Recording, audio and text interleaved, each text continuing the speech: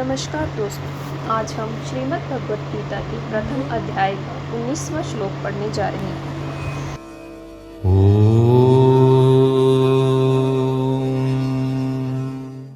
पांडव सेना की वह शंख ध्वनि इतनी विशाल, गहरी, ऊंची और भयंकर हुई कि उससे पृथ्वी और आकाश के बीच का भाग गूंज उठा। उस शब्द से अन्यायपूर्वक राज्य को हड़पने वालों के और उनकी सहायता के लिए खड़े हुए राजाओं के हृदय विदीर्ण हो गई। तात्पर्य है कि हृदय को किसी अस्त्र शस्त्र से विदीर्ण करने से जैसी पीड़ा होती है, वैसी ही पीड़ा उनके हृदय में शंख ध्वनि से हो गई। उस शंख ध्वनि ने कौरव सेना के हृदय में युद्ध का जो उत्साह था, बल था, उसको कमजोर बना दिया, जिससे उनके हृदय में पांडव सेना का भय उत्पन्न हो गया।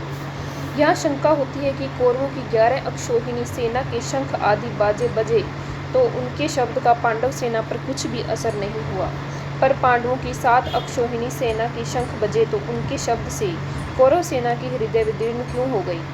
इसका समाधान यह है कि जिनके हृदय में अधर्म, पाप, अन्याय नहीं है, अर्थात जो धर्म पूर्वक अपने कर्तव्य का पालन करते हैं, उनका हृदय मजबूत होता है, उनके हृदय में भय नहीं होता।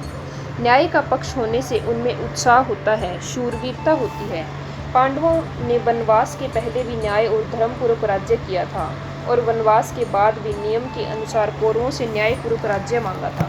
अतः उनके हृदय में भय नहीं था, प्रत्युत उत्साह था, शूरवीरता थी। तात्पर्य है कि पांडवों का पक्ष धर्म का था। इस कारण कौरवों की 11 अक्षौहिणी सेना के बाजों के शब्द का पांडव सेना पर कोई असर नहीं हुआ, परंतु जो अधर्म, पाप, अन्याय आदि करते हैं, उनके हृदय स्वाभाविक ही कमजोर होते हैं। उनके हृदय में निर्भयता, निशंकता नहीं रहती। उनका खुद का किया पाप, अन्याय ही उनके हृदय को निर्बल बना देता है। अधर्म अधर्मी को खा जाता है। दुर्योधन आदि ने पांडवों को अन्यायपूर्वक मारने का बहुत प्रयास किया था। उन्होंने छल कपट से अन्यायपूर्वक पांडवों का राज्य छीना था और उनको बहुत कष्ट दिए थे। इस कारण उनके हृदय कमजोर और निर्बल हो चुके थे। तात्पर्य है कि कौरवों का पक्ष अधर्म का था, इसलिए पांडवों की 7 अक्षौहिणी सेना की शंख ध्वनि से उनके हृदय विदीर्ण हो गई और उनमें बड़े जोर की पीड़ा हो गई। इस प्रसंग से साधक को सावधान हो जाना चाहिए कि उसके द्वारा अपने शरीर, वाणी, मन से भी कभी भी कोई अन्याय और अधर्म का आचरण न हो। अन्याय और अधर्म युक्त आचरण से मनुष्य का हृदय कमजोर, निर्बल हो जाता है, उसके हृदय में भय पैदा हो जाता है।